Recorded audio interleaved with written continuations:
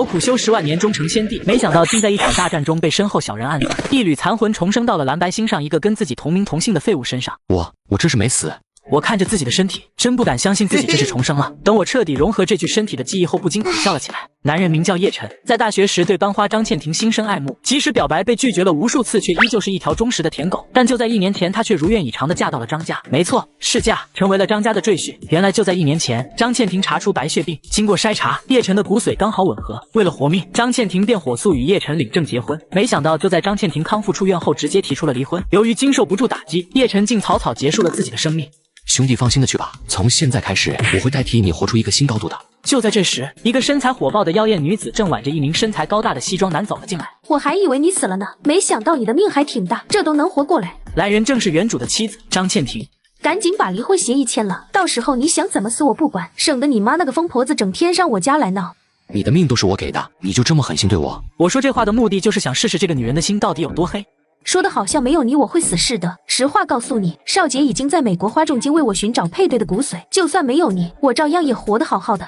就算找到了，也错过了最佳治疗时间。说到底，你的命还是我救的。小子，你别以为你是救世主，老子有的是钱，没有你倩婷一样活得好好的。抓紧把离婚协议签了，否则老子弄死你！就是要不是因为你给了我骨髓，我能跟你这种废物结婚？你知不知道我爸妈多恶心你？穷逼一个，给少杰提鞋都不配。我算是看清你了，用不了多久你就会后悔今天所做的决定。等我在离婚协议上签好字后，就见两人脸上全是忍不住的喜悦。终于跟这个废物撇清关系了。给我滚出去！若不是自己现在身子虚弱，绝对会给这对狗男女一记耳光。实话告诉你，我下个月15就要与少杰结婚了，你是不是很伤心很难过？如果是的话，可千万别在我和少杰结婚那天去死，免得给我们招惹来晦气。少杰跟那个废物结婚，我都不好意思办婚礼。下个月15咱俩大婚，你可得给我准备一场难忘的婚礼啊！放心吧，宝贝，到时我会包下1号公馆，为你举办一场江州有史以来最盛大、最豪华的婚礼。这可是你说的，一定要说到做到哦。当然了，顶多花1个亿而已，这点钱对我刘家来说小菜一碟。亲爱的，那样我会幸福死的。两人就仿佛看不到我一样抱在一起砍了起来。哈，到时我会让你俩的婚礼成为江州人的笑话。不过想要做到的话，就必须依靠一些有势力的家族来尽快帮我恢复修为。很快，凭借原主的记忆，我便将目光放到了江州4大家族之一的景家。因为这个家族年轻一辈中只有一个不学无术的大少爷，难堪大任。为了家族的延续，只好招一个上门女婿。老子是穷逼怎么了？你刘少杰再有钱，不还是刷了一口烂锅？老子就算是离过婚的穷逼，还是一样能找个江州最有钱的老婆。咦，叶晨，你竟然醒过来了！来人名叫林可可，和原主一起长大，现在正在这所医院当一名护士。是你呀，可可。赶紧跟我去见你爸最后一面吧，他恐怕已经不行了。我爸怎么了？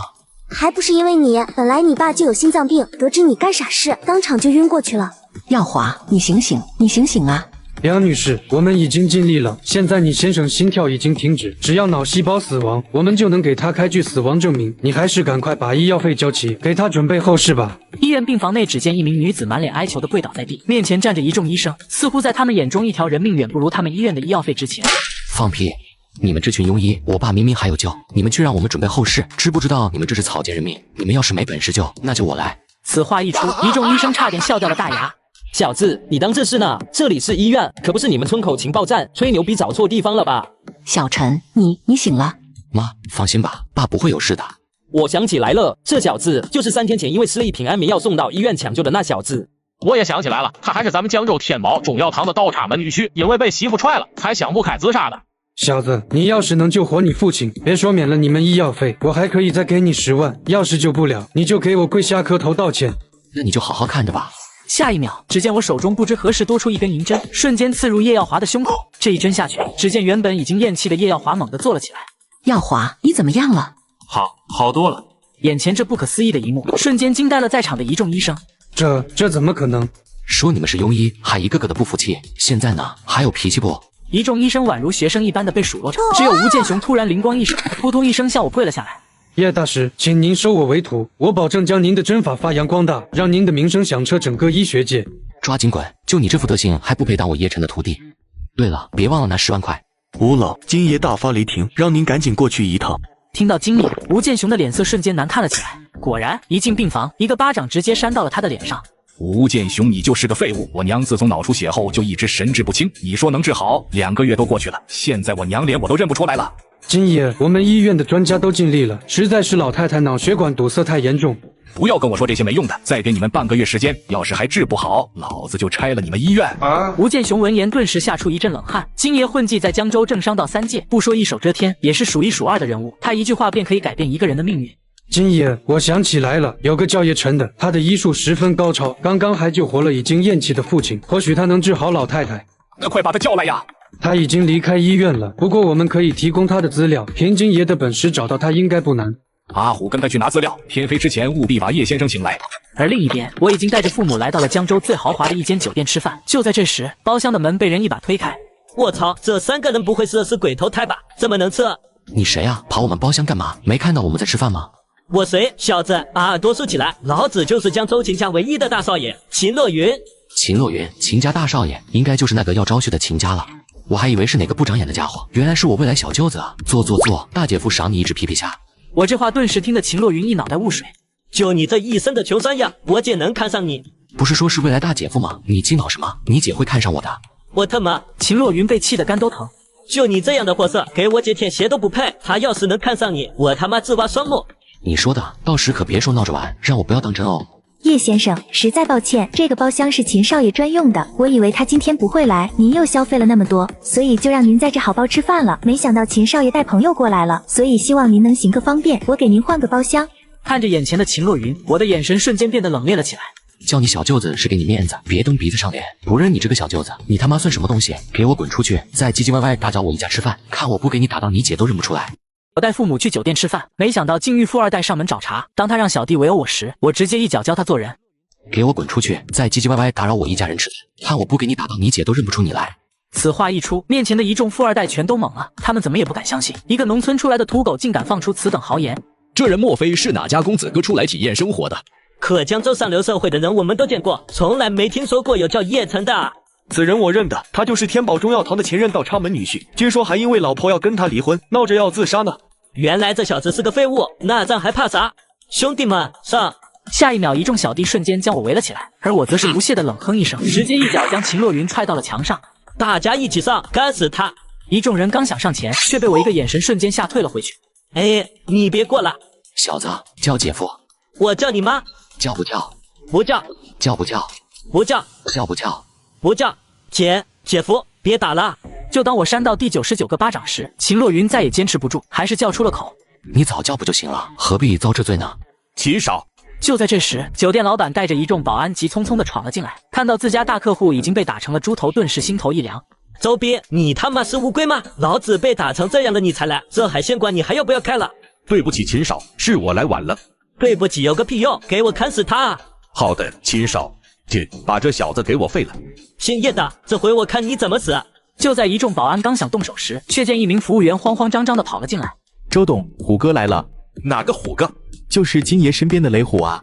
服务员话音一落，就见一名肌肉男大摇大摆地走了进来。雷虎身为金爷的得力干将，还是一名少有的内劲武者，放眼望去，整个江州是他对手的屈指可数，所以他出门办事基本不带小弟。雷虎，快帮我报仇，干死这小子！雷虎看着猪头一般的秦洛云有些眼熟，但却想不起来是谁。你谁啊？老子跟你很熟吗？是我啊，我是秦洛云。秦少，你怎么被打成猪头了？就是这小子打的，你可得给我报仇啊！雷虎顺着方向看过去，不禁一愣，这不就是金爷让我请的人吗？放心吧，虎哥，我的人已经把这小子围起来了，是卸胳膊还是卸腿？周兵话还没说完，雷虎便一巴掌打在了他的脸上。下一秒，就见在一众震惊目光的注视下，雷虎向我弯腰恭敬道：“叶先生，我家金爷请你过去一趟，有要事相求。”有了原主的记忆，我自然知道金爷就是江州龙头地位的存在，不过还是一副淡然道：“既然老金怕你来请我，那我自然得去一趟。不过我花了10万来吃饭，却被人给掀了饭桌，还吓到了我父母，我总不能就这么跟你去吧？”雷虎自然能听出我话中的意思，转头扫视全场问道：“谁掀的饭桌？”“我掀的。”秦若云并不怕雷虎，他背后的势力是秦家。虽然他不知道金爷为何有求于一个被扫地出门的废物赘婿，但他自信雷虎不敢为了一个废物去动他。去赔他10万。雷虎确实不敢动他，但却敢让他赔钱。我为什么要赔？别说掀了他的饭桌，就是烧了他家房子，谁敢让我赔偿？看来刚才扇你还没扇爽啊！你要干嘛？不要过来！见我步步紧逼，秦若云瞬间想起脸上火辣辣的痛感。我赔还不行吗？饭钱赔了，我父母的精神损失费呢？马上给叶先生的父母打100万精神损失费。是。周兵哪敢不从？要是一天得罪江州2大豪门，那他这个海鲜店也别想再开下去了。而此时，江州医院的一间豪华病房外，一名专家正在向金爷汇报着检查结果。金爷，老太太现在的情况非常不妙，脑部堵塞的血管出现大面积的爆裂，现在只有2个选择：一，等着你母亲去世；二，同意我立马进行开颅手术。开颅成功率有多少？1%。什么？上次你说开颅时不是还有10%的成功率吗？这回怎么只有1%了？那是被你耽误了最佳治疗时间，你要是再不拿主意，很快连1%的成功率都没有了。金爷顿时悔恨不已，他虽然出了名的腹黑，但绝对是难得一见的大孝子。金爷，人我给您带来了。就在金爷准备决定给老太太做开颅手术时，雷虎带着我走了过来。叶先生，求求你快救救我母亲！见金爷满脸泪痕，显然老太太危在旦夕，让本来还想开条件的我也止住了嘴。李老，这位叶先生的针灸出神入化，要不让他先试试？李继士听后则是不屑的冷哼一声。针灸要是有用，当年神医华佗为曹操一头风时为何不用针灸？要是再拖下去，太平间可以给你母亲留间床位。那快给我娘动手术！本来金爷还在想让谁先去救自己的母亲，结果听到李继士这话，当即便拿定主意道：叶先生，且慢，你都选择动手术了，还拦我路干嘛？为了安全起见，您还是等一等，万一手术失败，您再去救我娘，救不好，我给你100万就好了，我给你1000万。见金爷如此有诚意，我还是决定留了下来。当然不是因为那1000万，纯粹是被孝心所打动。结果3分钟不到，就见手术室的门被人突然打开。我们刚准备动手术，老太太就没气了。老太太性命岌岌可危，就连一众专家诊断后也下达了病危通知书，而我只是带着一根银针悠闲地走进病房，痛斥一帮所谓的专家就是庸医。金爷请节哀，实在是老太太的病情太严重了，就算神仙来了，恐怕也无力回天。自己庸医一个，就不要去诋毁神仙，只要还有一口气在，我就有办法让他活过来。你能救？没错，这可真是天大的笑话！难道我堂堂帝都第一神医还不如你一个毛头小子不成？你要是能救活我李继士，就把第一神医的名号让给你。那你就好好看着吧。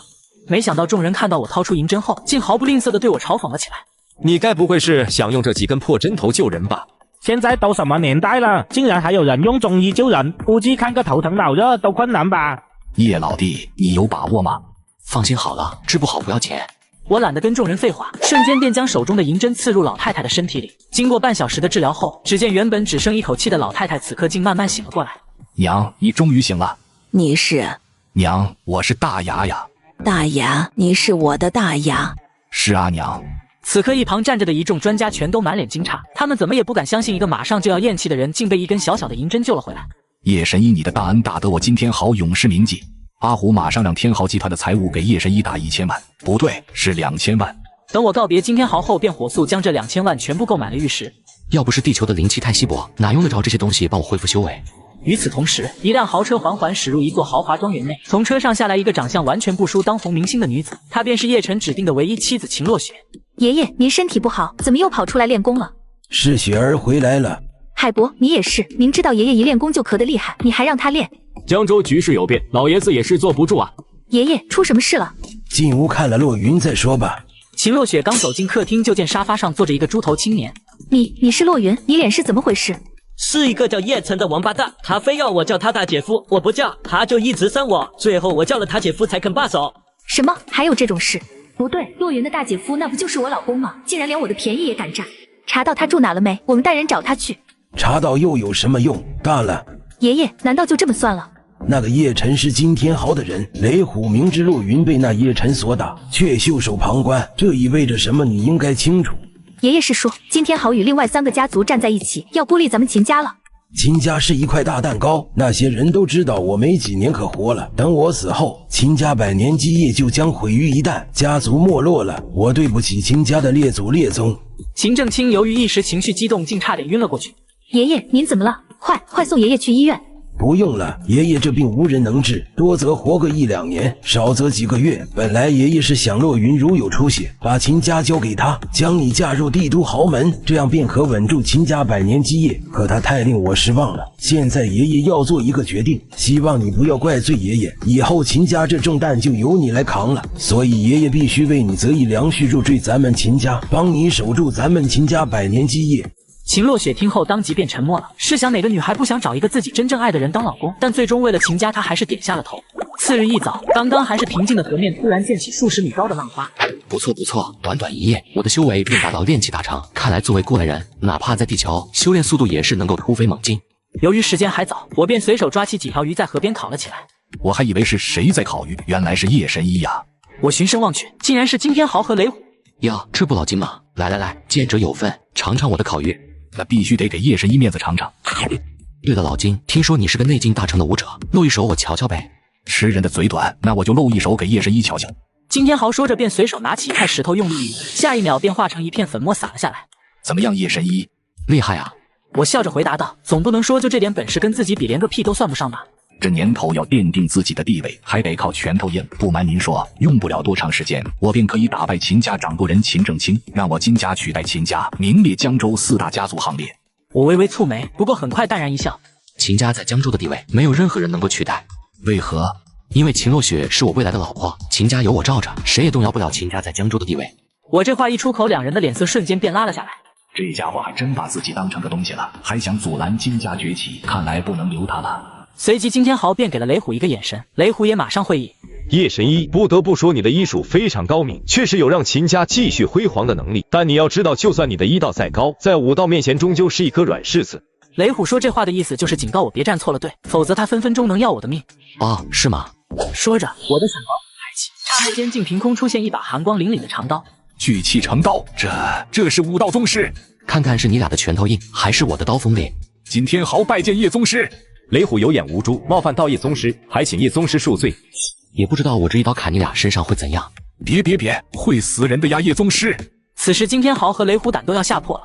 可我的刀都出了，总不能不见血就收回去吧？我淡淡的看向两人，仿佛是在告诉他们，只能有一个活着离开。叶宗师，你要砍就砍我吧。行。雷虎兄弟。突然，叶晨将一道真气注入到雷虎体内，身上的伤口瞬间便愈合了。我能救你，照样也能杀你。在我眼里，你俩不过是蝼蚁一般，希望你们好自为之。两人注视着我的背影缓缓消失，心中的敬畏也已经到达了顶点。秦氏集团总裁办公室内，秦若雪此刻正查看着叶晨的详细资料。没想到这个叶晨的医术竟能让帝都第一神医李继世甘愿臣服，要不让他给爷爷看看病。而另一边，浪了一晚的叶晨此刻刚刚回到家。你们看，这不是夜叉门来了吗？夜叉门，你咋那么想不开？不就饭碗被砸吃不上软饭了吗？多大点事？你看你还玩起自杀，真是太没出息了。不如跟咱们大伙说说是软饭好吃，还是咱们平民的粗茶淡饭好吃呢？那当然是软饭好吃了。我现在正准备吃一碗更高级的软饭，等我吃上了，到时叫你们去喝喜酒啊。你小子也不掂量自己几斤几两，还想吃软饭，不怕崩碎呀？连稀饭都吃不了吗？就是，我看你是老寿星上吊嫌命长，小心噎死你。就在这时，一辆粉红色的跑车突然醒目的出现在了众人的视线中。大家快看那辆车，长得可真好看啊，估计没个5、6万都买不下来吧。老太婆，你不懂不要装懂，你看那姑娘一身的富贵气，她开的车最起码也要10几20万。还是老头子会看人下菜碟，真聪明。这位美女，请问你是找人还是问路？我是平民区的本地通，没有我不知道的人，更没有我不知道的路。请问叶晨先生是不是住在这里？一众人听到是来找我的，脸上满是不可置信之色。请问你找夜叉门干嘛？他是不是欠你钱了，还是把你车刮了？他没欠我钱，也没刮我车，我是来跟他相亲的。你说什么？一众人此刻简直惊掉了下巴。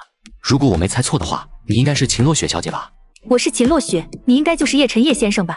是的。那请上车吧，我请你吃饭。怎么能让落雪小姐破费？要是落雪小姐不介意的话，这顿饭我来请。等我跟秦若雪上车后，这才开口道：“你还挺会演戏，是个出色的演员。既然有求于你，当然得帮你长长脸，至少能在你那些邻居面前出出气。看来你是个聪明人，通过调查我的资料，就能断定一群人堵在我家店里是在嘲讽我家。你也是个聪明人，一眼就能看出我是秦若雪，也不问我为什么找你，要带你去干嘛？看来叶神医心中有数了。不错，比我想象中要聪明。我喜欢跟聪明人打交道。我也喜欢跟聪明人打交道，所以你应该尽全力去医治我爷爷。如果你是庸医的话，就凭你刚才牵过我的手，我保证会废了他。那万一你爷爷的病难治，我这只手反正早晚都要废，那我可得多享受一下。好嫩，好滑。混蛋，快把你的狗爪拿开，不然我掐死你。你不会掐死我的，我也不会拿开。享受1秒是1秒，万一被你断手，我多对不起我的手啊。若不是亲身见识，他真不敢相信这世上竟有如此厚颜无耻的医生。你弄疼我了。哦，那我轻点。是你逼我的。大姐，你还是赶紧专心开车吧，不然你很快就要香消玉损了。你什么意思？你自己看后视镜吧。秦若雪将信将疑地看向后视镜，就见一辆汽车正急速驶来，明显就是冲自己来的。看来爷爷的担心不是多余，确实有人迫不及待的想要我死了。放心放心，有我在，黄泉路上你不会孤单的。你丫的死了一了百了，我要是死了，等哪天爷爷倒下，秦家的百年基业就彻底完了。鸡哥，咱们好像被发现了，对方也加速了，咱们跑不过他。看来只能启动第2套方案了。还好我的车跑得快，要不然这回真麻烦了。看来以后出行得多带些保镖了。你爷爷都提醒你了，为什么不带保镖啊？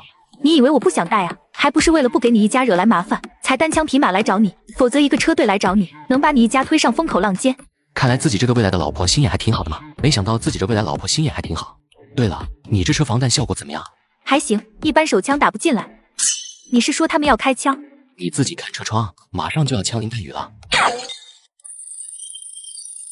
给我继续射击，必须尽快解决目标。怎么办？车窗马上就要被打烂了。你现在有2条路选择：一，听我的，你我都能安全；二，不听我的，你死我逃。快说，要我怎么做？靠边停车。什么？你疯了？他们手里有枪。你只管走就好，剩下的交给我。不行，他们是冲我来的，我不可能丢下你自己离开。大姐，你要是在这，我还得分心去保护你。放心吧，这群小崽子还不够我一只手打的呢。那……别废话，赶快走。鸡哥，那小囊们车上跳下来个男的，咱们怎么办？什么怎么办？给我撞死他！好了。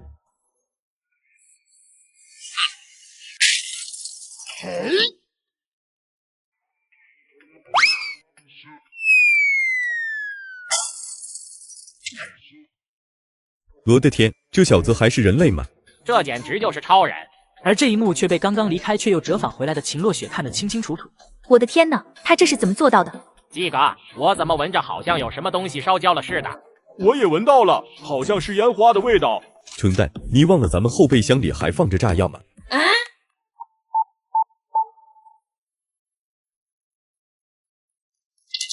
叶晨，是我害了你。我还没死呢，不用这么急着给我哭丧吧。秦若雪循声望去，只见叶晨此刻正倚靠在车边，笑嘻嘻地看向自己。叶晨，秦若雪一惊，当即便向叶晨扑了过去，结果脚下一滑，两张嘴唇竟紧紧地贴合在了一起。大约5分钟后，两张嘴这才意犹未尽地分开。没想到你还是初吻。谁是初吻了？那你怎么一点经验都没有？我那是。秦若雪今年已经24，在她眼里这个年纪还没有男人是一件很羞耻的事情。与此同时，一辆以劳斯莱斯为首的车队浩浩荡荡地开了过来。爷爷，您终于来了，雪儿差点都以为再也见不到您了。没事就好，爷爷都担心死了。随即秦若雪便和爷爷简单讲述起了刚刚发生的一切。多谢叶先生救了我家雪儿，举手之劳，不足挂齿。一群废物，这么精密的布置，竟然连一个女人都出不了。此时豪华庄园的书房内，一名中年男子得知行动失败后，面色狰狞到了极点。老爷息怒，老奴有一招，或许能将秦正清还有秦若雪一举铲除。快说。秦正清已经将秦家的所有精锐都调出去了，咱们可以趁机派个高手潜入秦家，只要秦正清一回家，可以杀他个出其不意。好主意，秦正清身上有病，实力远不如从前，派个内劲大成的武者去就能干掉他。不过为了安全起见，你不能去，一旦失手，秦正清就知道是我派人干的，得派个面生的人去才行。老爷放心，我已经有人选了。谁？我师弟，他经常活动在岭南一带，前几天来江州见我，现在还没回去。我可以让他去，凭他那近巅峰的实力，只要潜入秦家，就能轻松干掉秦正清。那你赶紧派他去，告诉他，只要除掉秦正清和秦若雪，我给他1个亿。还有，将外围的雇佣兵全部召回，将他们秘密除掉，一个活口都不能留。明白，老奴这就去办。而另一边，秦若雪此刻正挽着爷爷手臂撒娇道：爷爷，叶晨说他也想参加招婿，你可以让他参加吗？就他也想参加招婿。知道秦若雪来找叶晨，秦正清便让人去查了自己的身世，知道自己是张家的废物赘婿，而且还离过婚，可以说是活在社会底层的蝼蚁。这样的小人物哪有资格参加他秦家掌上明珠的招婿活动？参加招婿的都是帝都和护海的大家族子弟，要不是看在他救了你一命的份上，我都不允许他进咱们家大门，让他参加招婿绝不可能。爷爷，你不要再说了，我是无论如何也不会同意他参加招婿的，秦家丢不起那个人。看来救命之恩只能用另外的方式去报答了。等一众人回到别墅后，就见秦若云此刻正在客厅等着。姐，吓死我了，我还以为再也见不到你了呢。突然，他目光向后一扫，刚好落到叶晨身上。我们又见面了。你他妈怎么来了？快来人，把他的腿给我打断！秦若雪听到这话，顿时不满道：“他救了你姐我的命，你不感谢他也就算了，还敢叫人打他！我怎么有你这么缺心眼的弟弟？看我不揍你！”姐，你听我说，我的脸就是被他给打肿的。他的医术是挺高，我不否认，但他是今天好的人。今天好巴布的爷爷死，让他给爷爷治病，等同把爷爷往火葬场里推。什么？你能确定？我脸就是让他打肿的，怎么可能认错？秦若雪一听，脸色瞬间冷了下来。原来逼我弟弟叫姐夫的那个人是他呀！秦正清也是眼角抽动，目光冷冽到了极点，一股肃杀之意弥漫开来。只因我随口说了句房顶有人，下一秒竟真有一名武道高手从天而降。你是什么人？知道这是什么地方吗？抓紧给老子滚蛋！哼！看着被一脚踢飞的秦若云，众人不禁倒吸一口凉气。这等功力，只怕老夫未受伤时也不是其对手啊！你是什么人？岭南刘铁手，受人之托来取尔等狗命。什么岭南刘铁手？爷爷，这个岭南刘铁手厉害吗？内劲巅峰武者，手上沾染的人命不下千条，乃是国家1号通缉犯。你们是准备跪下受赴死的舒服一些呢，还是顽强抵抗被我撕烂而死？老爷，你带小姐快跑，我给你们拖延时间。这时管家林成海突然催促道，紧接着他大手一挥，招呼一众保镖冲向了刘铁手。哼，一群蝼蚁！下一秒，一股恐怖劲气竟以他为中心，瞬间将那些保镖全部震飞了出去。而刚跑出去2步的秦正清和秦若雪也被这股气息惊得止住了脚步。我刘铁手接的活从未失手过，你们还想从我眼皮底下逃脱？秦正清握紧拳头，下一秒，他突然脚尖一蹬，如出唐般一拳轰向刘铁手。不自量力！刘铁手嗤笑一声，随即一拳迎了上去。当两股强大的气息碰撞在一起后，秦正清仅仅是坚持了几秒钟，便被震退了数十步远。爷爷，您怎么样了？我秦正清的命你随便取，放了我孙女怎样？不怎样，我的任务就是要你爷孙俩死，所以我一个都不会放过。说完，刘铁手一步一脚印走向秦正清。难道是天要亡我秦家啊？想到这悲惨的结局，秦正清也绝望的仰天长叹。然而就在这时，一个突兀的声音却响了起来：只要你答应让我参加招婿，我就能救你秦家。谁？刘铁手循声望去，只见一个20左右的青年正翘着2郎腿，一脸玩味的看向自己。你就那么迫不及待的想死吗？我又没跟你说话，你激恼什么？我瞪了刘铁手一眼，转而对秦正清说道：你答不答应？要是不答应，我可就先带着落雪走了。答应，我答应，只要你能杀了他，我就让你参加招婿。眼下秦正清也只能拿死马当活马医，不过他并没有对我抱有任何希望。秦若雪则是不敢置信的看向自己，只觉得鼻子一酸，美眸中瞬间染上一层薄雾。他这是又要为自己铤而走险啊！这可真是我这辈子听到的最大笑话。一个毛都没长齐的小崽子也想在我手上救人。既然你那么爱逞强，那我就给你个杀我的机会。来吧，我不动手，你要是能近我的身，算我服你。刘铁手从自己身上并没有捕捉到任何武者气息，显然是拿我当成一个爱出风头的年轻人啊。而他刘铁手却是横扫岭南，令无数人闻风丧胆的人物。看来你很会装逼，那就看看是你的肉身硬，还是我的银针锋利。别说是银针，你就是拿砍刀来，我也敢让你砍。只是你要是砍不进去，我可不介意一拳把你脑浆打出来。可以啊。说话间，我已经站到了刘铁手的跟前。来吧，小子，再不动手，我可得打爆你脑袋。别激动，这就来了。话音一落，我瞬间将手中银针刺向刘铁手眉心，下一秒，就见刘铁手宛如僵尸一般的被我钉在了地上，双腿想要用力，却怎么也抬不起来。小子，你对我做了什么？你可能不知道，我是行医的，能救人，同样也能杀人。你就等着半个时辰后脑袋爆炸而死吧。什么？早知道他是医道大师，我特么的直接掐死他就是了。在他面前装什么逼啊？这下把老命都搭进去了。叶神医，此刻秦正清等人全部向我鞠躬感谢，他们怎么也不敢相信我竟然凭借一根小小的银针就打败叱咤整个岭南的武道高手，只能说人外有人，天外有天。你不用给我行礼啊。我没空搭理其他人，而是将秦若雪扶正，嘴角一扬，向他轻轻抛了个眼神。秦若雪见状，脸上则是瞬间染上一抹红霞。秦正清当然看到了这一幕，也没再说什么。谁让自己刚刚救了他一大家子人呢？按理来说，这样的大恩人，就算把秦若雪嫁给自己都不为过。但是秦家要想继续辉煌，必须得招一个背景强硬的女婿。很显然，自己不是他理想中的良婿。刚才答应我的事不会反悔吧？都会。再过4天就是招婿之日，到时我会派人去请你过来参加。到时候我一定会脱颖而出，嫁给你做老公。秦若雪闻言，再度羞涩的低下头。叶神医，你要是有时间，能救救我吗？我好痛苦啊！你叫姐夫我就救，不然你这张嘴太讨厌了。姐夫，救我！秦若云哪有空管那么多，当下还是活命要紧。10分钟后，我不仅将秦洛云医治好，还顺便把秦正清的顽疾也一并根除了。爷爷，您怎么样了？他好多了，夜神医真是太神了。你爷爷是强行突破境界失败，导致五脏严重受损。我用针灸帮他清理了五脏六腑内的淤血。要想治愈，得服用元气丹才能让受损的脏腑恢复原有功能。元气丹哪里有的买？没得买，加我微信，给我转1000块钱，我抓药给你爷爷炼元气丹。给现金行吗？不行，我加你。秦洛云突然献殷勤道：“滚！”感情这家伙要钱是假，要我亏欠是真啊！而此时，另一处豪华庄园内，对不起，老爷，我师弟行动失败，死了。他不是内劲巅峰吗？怎么还会失败？可能是秦正清的伤好了。天不亡秦家，暂时终止对秦家的一切行动，静观其变。把医馆开在曾经势力严老丈人的隔壁是什么感觉？那当然是狠狠地将他的脸打肿了。凭借这段时间我在江州打下的名气，也是成功开设了我在江州的第一份产业。地址吗？当然就是要开在我前老丈人的隔壁了。没想到济食堂的老板这么年轻，这么英俊啊！我还以为是老头呢，没想到是个小鲜肉。没想到挺长时间没见这废物，竟然好像比以前帅了不少。张倩婷看着多日不见的我，心中似乎生出一丝悔意。你是不是后悔跟他离婚了？才不后悔呢，就他给少杰提鞋都不配。成熟的女人都知道，长相是不能当饭吃的，只有金钱和权力才是王道。阿宝，你要不要过来捡一朵大红花贴你药堂门上啊？突然，我冲站在一旁看热闹的前老丈人张天宝喊道：“哼，老子才不稀罕！来嘛，沾沾喜气，不然你的药堂要凉凉啊！”张天宝没再搭理我，转身气呼呼地回了自己的药堂。诸位，你们平时去天宝大药堂买好的人参一斤多少钱啊？8888，还拒绝还价，这么贵啊！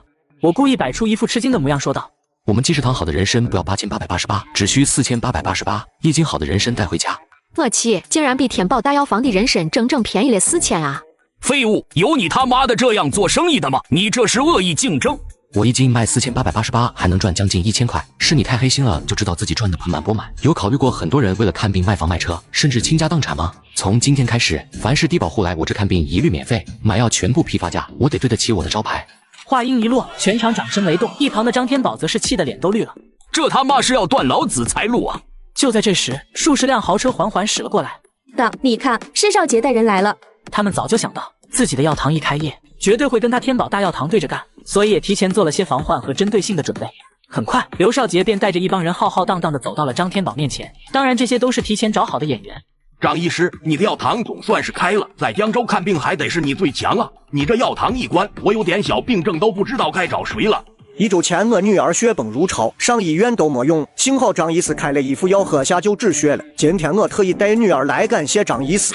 张天宝听着这些阿谀奉承的话，嘴都快要笑歪了。诸位看客，请听我说一句，我是恒泰集团董事长之子，我只想说，天宝大药房之所以能大红大紫，10几年来屹立江州不倒，靠的就是张医师专治疑难杂症的手段，这是很多人都公认的。济食堂的药虽然卖的便宜，可谁又能保证它是良心商，没有以次充好呢？一众人被刘少杰一顿煽风点火的恐吓，再次转头冲向了天宝大药房。跟我玩，你还嫩得很。然而就在这时，一阵跑车发动机轰鸣声传了过来。懂剧情的小伙伴都知道，接下来就该我表演了。秦洛雪姐弟怎么来了？刘少杰经常行走于江州上流社会，自然是见过秦洛雪姐弟俩，所以一眼就认了出来。那女的就是秦洛雪啊。张倩婷在江州跟秦洛雪根本就不是一个段位的，所以这是她第一次见。我参加一些活动见过几次，不会认错。女的是不是秦洛雪我不知道，但男的肯定是秦洛云无疑。难道他俩这是来找我看病或抓药？肯定是来找你的。那废物就是个下等社会的蠕虫，他哪有资格认识秦家的王子和公主？要不是那个地都来的李济世给他撑下门面，他算个什么东西呀？这么一想，秦洛雪姐弟也正好从车上下来，张天宝当即3步并1步，如奴才见主人一般迎了过去。秦大小姐，秦大少爷，你俩实在太客气了。我天宝大药房未停业3天，今天刚开门，没想到2位这么给面子来捧场，有失远迎，有失远迎啊！快里面请。秦洛雪姐弟俩都快听迷糊了，心想也不认识这个人啊。阿宝，你能不能要点脸？你家卖假药闹得满城风雨，谁他妈还来给你捧场啊？别往自己脸上贴金。老子的假药全下架了，现在卖的都是真药，难不成人家不是来给我捧场，还能给你这种小喽啰捧场啊？要点脸好不？免得人家进了我家药堂，看你脸疼不疼？人不要脸，天诛地灭！我他妈就服你张天宝这种精神，那你就请他们姐弟去给你捧场吧。张天宝狠狠瞪了我一眼，接着转头谄媚道：“2位里面请。”张天宝，你他妈能不能要点比脸？卖给我多少假药，你自己心中没点逼数吗？还他妈敢舔着脸请我去你药堂，就不怕我砸了你的药店？张天宝听到这话，顿时不知所措，只觉得老脸火辣辣的。给我滚远点！我跟我姐是听闻夜神艺术高明过来看看的，跟你半毛钱关系都没有。秦洛云数落完，便带着秦洛雪走向了祭祀堂，只剩下站在原地一脸呆滞的张家妇女。夜神医，听说你的药堂今天开业，我特意带我姐过来看看。对啊，姐夫，你这有没有补肾益气的药啊？给我抓几副，我带回去试试效果。你算是来对地方了。我昨天带我的团队制作了一批晴天丸，一颗只需8块钱，保证1小时不倒。这么牛，那我必须得买一罐回去试试。秦洛雪自然也是听到了我们两人的对话。我怎么有这么一个色性不改的弟弟啊？还有你叶晨，怎么能卖他这种药？这不是要透支他的生命吗？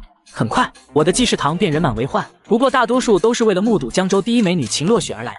阿宝，你要不要也进去坐坐？我可以免费送你一颗晴天丸，今晚带回去给我保审试试效果。张天宝只觉得两眼一黑，随即晕了过去。叶晨，后天参加招婿的，除了你还有5个，他们的照片和资料我都看过了，从长相看就没有一个能让我产生丁点的好感，我该怎么办？放心吧，有我在，谁也没有能力把你从我手上抢走。相信我，绝不会让你失望的。我语气柔和，但言语中充斥着肯定。我爷爷宁愿选头肥猪，也不愿意选你的，你知道吗？家世背景最硬的那个至少220斤以上，来自帝都10大豪门之一，另外几个的家庭背景也都比我秦家硬。而你呢？除了有一手逆天医术，什么都没有。我不可否认，要是给你20-30年，凭你的医术绝对会闯出一片天，甚至财力都能碾压我秦家。可是我爷爷不会给你时间，哪怕2天都不会给你，所以你没有财力，更没有强硬的背景，光有医术，我爷爷是绝对不会选你的。任凭他们权势滔天，金银成山，在我面前都是浮云，没有我一拳解决不了的。那如果有呢？那就2拳，不行就3拳，反正没我拳头硬。你吹起牛来真是遮天蔽日，感觉全世界都是你的了。这个世界对我而言太渺小了，都不及你在我眼里来的重要。在我生活的数万年间，秦洛雪或许不是我见过最美的女子，但恰好是我喜欢的那种。现在我就把第一次给你，哪怕我爷爷给我招一头肥猪，至少我还有一个值得安慰的回忆。又当我和秦洛雪在房间深入交流时，医馆外却是另一番景象。只见数十辆豪车全部堵在医馆门口，那场面丝毫不亚于一场汽车展会。这些自然是刘少杰再次请来帮场的。表弟韩少，你们都来了。表哥的老丈人需要撑场面，当表弟的我当然得来了。老哥，让你老丈人把 DJ 给我放起来。我这就去放。张天宝立即转头对药堂的员工喊道：“给我放 DJ， 要最劲爆、最嗨皮的，还有声音必须给我放到最大去。”秦少爷，外面来了一群破少，在祭祀堂门口秀豪车放 DJ， 已经把我们的客人都抢光了，得去找叶神医跟他说一下。我姐兄们，叶神医正在帮他治疗，这点破事不要去打搅。叶神医给我姐看病了，再扩的少，还能有本少过吗？只要本少出马，他们全都得滚蛋。很快，秦洛云就来到了祭祀堂门外。当他发现那些富少身影时，原先的神气瞬间就淡然无存了。哟，这不是秦家的阿斗秦洛云吗？怎么是举不起来过来看病来了？喂，子飞，你他妈的别太放肆！老子就放肆了，你能怎么的？你秦家都走到靠招婿维持地位的境地了，以后见到老子你就得给我跪着。喂，子飞，老子一天没死，你他妈的就别想踩着老子上位。秦洛云，你他妈能不能要点脸？魏少需要踩你上位吗？还以为自己还是曾经江州的第一阔少，现在的你在我和魏少面前连个乞丐都不如。你们都给老子等着瞧！秦洛云寡不敌众，气呼呼地跑回了药堂。姐，我不管你干没干完活，现在立马给我出来！你弟都让人气气到头上拉屎撒尿了，再不出来我要破门了！房间内没有人回应，只有一声声重重的喘息声。姐，快给我出来！妈的，什么破门这么硬，踹都踹不烂！姐，你到底好没好啊？你别叫了好不好？不知道姐被你吓得腿都软了。那你赶紧出来啊！再逼逼，待会儿出来看我不给你打成猪头！秦洛云听到这话，瞬间就安静了下来。漫长的5分钟过后，我俩这才整好衣领走了出来。我的天，我都那样踢那样叫了，你俩还能继续干完活出来？我也是甘拜下风了。秦洛雪俏脸一冷，抬脚就是一踹。秦洛云也没再多说废话，简单说了下门口的情况。走，姐夫替你教训那些杂碎去。废物，还想跟我霸斗？是不是没想到你的药堂刚开业就要凉了啊？此刻张倩婷有了韩魏2家少爷的撑腰，胆子也是带了不少。婷婷啊，如果自己没有本事的话，做人一定要低调，别得意忘形，免得被打脸了别喊疼啊。切，就你这种贫民区出来的臭穷酸，你拿什么跟我们斗？就凭秦洛雪吗？人家就过来看看而已，会替你撑腰吗？做人还是要现实点，蝼蚁就该干蝼蚁该干的活。你错了，我会替他撑腰，而且我可以很明确的告诉你，叶晨的医术能甩你老爸几10条街。我说秦洛雪，你凭什么说他医术比张医师高？他是治好你月经不调了，还是治好你白带异常了？喂，子飞，你他妈的敢说我姐？你算老几啊？就凭你们秦家要没落了，靠招婿来支撑，招个好的或许能维持个3年5载，要是招个野心大的，你秦家早晚得让人给吞了。秦洛雪也将成为人家的玩物，而你秦洛云迟早会沦为街边行讨的乞丐。要知道，现在江州的4大家族中，韩家已经和魏家联盟了，陈家中立，最有望取代秦家的金家也是中立。可以说，秦家已经被孤立，早晚面临被瓜分。我说你2块肉一家，真是什么屁都敢放啊！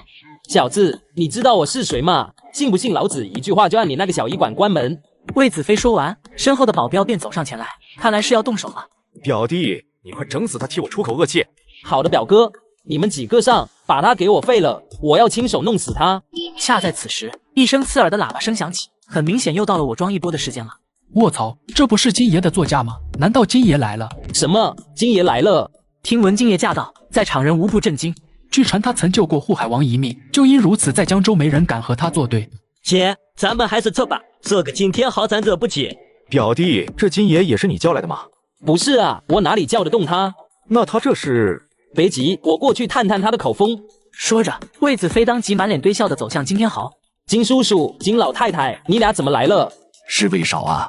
金天豪淡淡一笑，紧接着大手一挥，阿虎把那3个人的腿给我打断。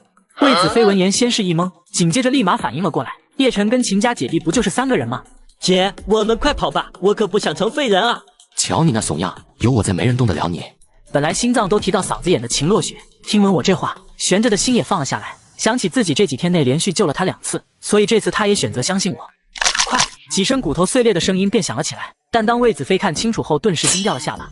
金天豪，你这是什么意思？他们是我的人。我娘病危时是叶神医出手救了我娘，就算是你爸的保镖敢对叶神医动手，我金天豪也照废不误。金爷话音一落，全场一片哗然，张天宝更是一激动坐到了地上。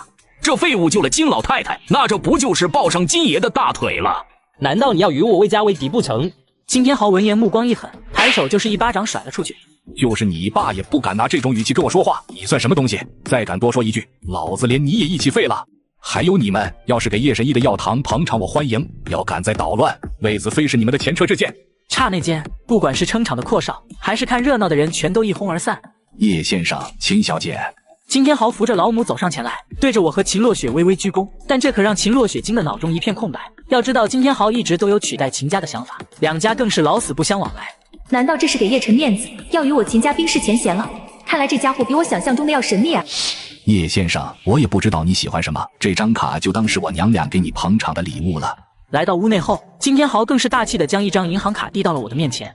啊，有多少？6666万，66大顺嘛。要知道，天豪集团市值数百亿，还有庞大的黑色产业收入。总之，这点钱对于金天豪而言，那就是9牛1毛。但这可让一旁的秦洛雪姐弟惊得张大了嘴巴。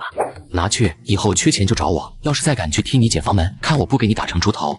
多谢姐夫，从今天开始你就是我亲姐夫，不管我爷爷承不承认，反正在我眼里你已经是我姐夫了。拿去，这么大方的姐夫上哪找啊？也就是叶晨，要是换做别人给钱你就认姐夫，看我不打废你。秦小姐，既然叶神医喜欢你，那你早晚都是他的妻子，你弟早晚得叫他姐夫。这钱你就放心的让你弟拿去花，不够我可以再给。多谢金叔叔，暂时够了，我先撤了。秦洛云说完，转头就赶着潇洒去了。老金真会说话，以后我媳妇在生意上面你多给她点帮助。哪个王八蛋要是敢在生意上跟他对着干，你就给我揍他。说完，我顺势一把搂住秦洛雪。秦小姐，从今天开始，清水湾码头和龙湾货场将永久性对秦氏集团开放。只要你愿意，我这就让人拟定好合同送你办公室去。真的？这可是能让秦氏集团每年至少省下2-3个亿的费用啊！当然是真的了，我这就给我公司那边打电话宣布此事。金天豪斩钉截铁道，随即便走到一旁打起了电话。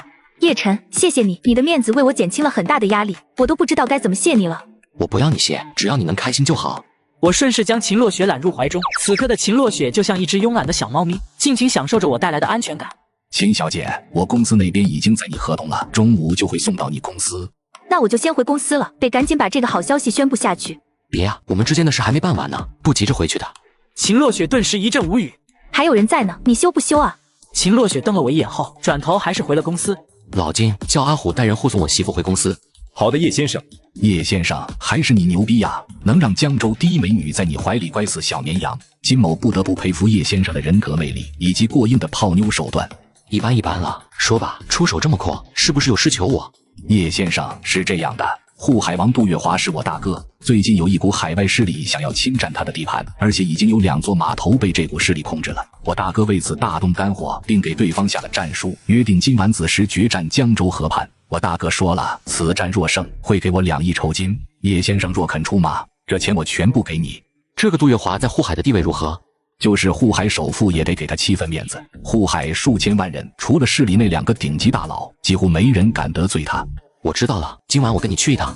秦若雪说的没错，自己没有势力也没有金钱，秦正清是不会选自己当上门女婿的。现在有这么一个绝佳的机会摆在面前，我自然要珍惜。有叶先生出山，定能决胜于千里之外。送走金天豪后，我便把李继世叫了过来。帝都那边，你有没有认识什么顶级家族的家主，需要治病什么的？帝都王家名列帝都4大家族之首，王老爷子10年前突破化境巅峰的瓶颈式失败，导致全身筋脉受损严重，已经瘫痪10来年，寻医无数都未能治好。那我要是给他治好，他是不是得对我感激涕零？这还用说，叶先生要是给他治好，那就有享不尽的荣华富贵了。王家的资产可是高达3000多亿。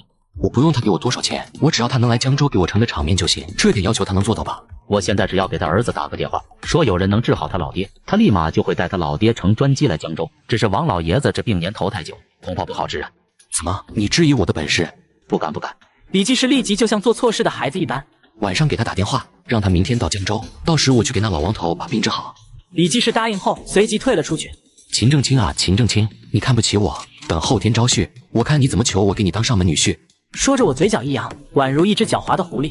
一直等到晚上，我便在金天豪的带领下赶到了江州河畔的一处老宅内。此行的目的自然是要见见传说中的护海王。刚走进院内，就见大厅站着一名男子，面容清瘦，但目光犀利，眼神仿佛能洞察一切。天豪来了，这次带了多少人过来的？回大哥，就我们3人。杜月华闻言面容微微一僵，神情颇有些不悦。金天豪见状，则是连忙解释道：“这位是我兄弟叶晨，只要有他1人，便可抵10万精兵。”杜月华闻言，则是如猎鹰发现目标一般的打量起了我，似乎是想看看我哪里有过人之处。而一旁的年轻人则是不屑的冷哼一声：“就这小白脸还能顶10万精兵，拿自己当关云长了是吧？你说话给我注意点，叶先生不是你这种货色能侮辱的。”那我也告诉你，我罗福更是你惹不得的。好了，金天豪正要回枪，却被杜月华一声暴喝打断。罗大师是我专门请来坐镇这次决战的，所以你必须给我尊重他，否则你我极有可能将会葬身于此。说话时，杜月华给了金天豪一个眼神，意思是等决战胜利后再收拾他也不迟。金天豪也不是傻子，自然知道这是什么意思。知道了，大哥。那还不给罗大师道歉？对不起，罗大师。也就看在杜老大的面子上，我才懒得跟你计较，否则就凭我内劲大成的修为，一指头就能戳穿你的脑袋。金天豪眼角一抽，拳头握着咔咔响，但在杜月华的眼神之下，他终究还是忍了。天豪不知你这位兄弟有什么过人之处？不瞒您说，我这位兄弟医术逆天，一手针灸能起死回生。更厉害的是，杜老大我也是服了，你这位兄弟是有病吧？还带了个医生来，这是打架玩命的，叫个医生来顶个屁用啊！你说什么？金天豪刚要发火，我连忙拉住了他。老金，这也是为了你着想，万一你有个什么3长2短，嘎嘣死了怎么办？你他妈的找死是不是？信不信老子一指戳死你？哦，你要是有这个胆量，可以试试。好，既然你想要找死，那我就成全你。够了，还要内斗是吧？如果是的话，老子现在就把你俩给毙了。杜老大息怒，实在是这小子太猖狂了。再急眼也得给我忍住，等大战结束，你俩要是都还活着，到时我给你俩当裁判，想怎么打都行。现在要是再掐，那就别怪我的子弹不长眼。罗福随即应下，紧接着便冷冷地看向我道：“待会儿大战结束，看我怎么弄死你。”话音一落，他抬手猛地砸向一旁的水泥柱，刹那间，刚刚明明还是完好无损的柱子，此刻竟凹下去一个坑洞。看到这一幕，就连杜月华也不禁咽了咽口水。怎么样？要是这一拳砸在你身上，你能想象会是什么样的后果吗？如果你现在跪下来求饶，待会儿我会考虑留你一条小命。而这一幕却是让我觉得宛如小孩子一般幼稚。呵呵，不知你有没有听过这么一句话？什么话？莫装逼，装逼遭雷劈。你的意思是说我在跟你装逼？难道不是吗？哈哈哈，你算什么东西？老子用得着跟你装逼吗？再说了，老子就是跟你装逼了怎么着，还能有雷劈老子不成？那是因为没在我面前装过头，而你装过头了，必遭雷劈。我说着，心中则是默默念起了引雷诀。你这是在祈祷上苍用雷劈我吗？老子活了大半辈子，还从未见过你这样的傻鸟，你也是让老子刮目相看了。一旁的杜月华也是颇有些怒气，如果自己不是金天豪带来的，或许此刻早就被沉到江低位鱼去了。下一秒，只见原本还是晴朗无比的天空瞬间电闪雷鸣，只见一道闪电瞬间来到了我的掌心。一众人看到这一幕，连忙掐了下大腿，看看自己是不是在做梦。这他妈的不是人，是啥？罗弗莱只觉得双腿一捋，一个踉跄坐到了地上。你想不想试试成为第一个装逼被雷劈的人？叶大师，求求您放过我吧，刚才是我有眼无珠冒犯您，您大人不计小人过，就饶过我这一次吧。这罗浮也是个能屈能伸的人，见自己小命不保，磕起头来倒真是不含糊。现在离子时只剩不到1个小时了，待会儿敌人来了，还得仰仗叶先生帮忙杀敌。事成之后，我杜月华会奉上10亿重金酬谢叶先生。什么10亿？一旁刚刚还在磕头的罗浮听到前后，瞬间来了精神。你请我帮忙就给1亿，怎么给他10亿？这不公平！怎么，你又不服了？要不再试试？罗浮看到我手中的雷电法球，瞬间淹了下来。我这张嘴真是该大，叶大师出场必须得是10个亿。行了，时候不早了，咱们现在就过去吧。老鼠，好多老鼠！杜姨，你看，密密麻麻全都是。所有人全都抬眼望去，只见前方全部都是密密麻麻的老鼠，而且个头全都大得离谱。不好，敌人中有大古尸！该怎么办啊，杜爷？眼看着密密麻麻的老鼠就要袭击而来，杜月华的几名手下全都被吓得不知所措。开枪！给我开枪！随着密集的子弹射出，那些老鼠全都死伤一片，但子弹却是有限的，这也只能抵挡一时。杜爷，我快没有子弹了，老鼠还有这么多，咱们该怎么办？可以想象，这么多老鼠覆盖过来，等待他们的将会是被活活咬死。姓罗的，你不是说看你怎么杀敌吗？现在来了这么多敌人，赶紧开杀呀！杜老大要是被咬，你可1分钱都得不到了。这么多老鼠，我他妈怎么杀？老子花重金请你来是干嘛的？赶紧给我上，不然我崩了你！杜老大别激动，我这就去试试。罗浮上前2步，开始施展内力，下一秒，只见一股强大的内力瞬间震死了一大片老鼠。嘿嘿，看来这群老鼠也不兴奋了。很快，越来越多的老鼠全都一窝蜂的涌了上来，罗浮也随着内力的连续释放，体力有些坚持不住了。杜老大，这毒虫实在太多了，我一个人忙活不过来啊。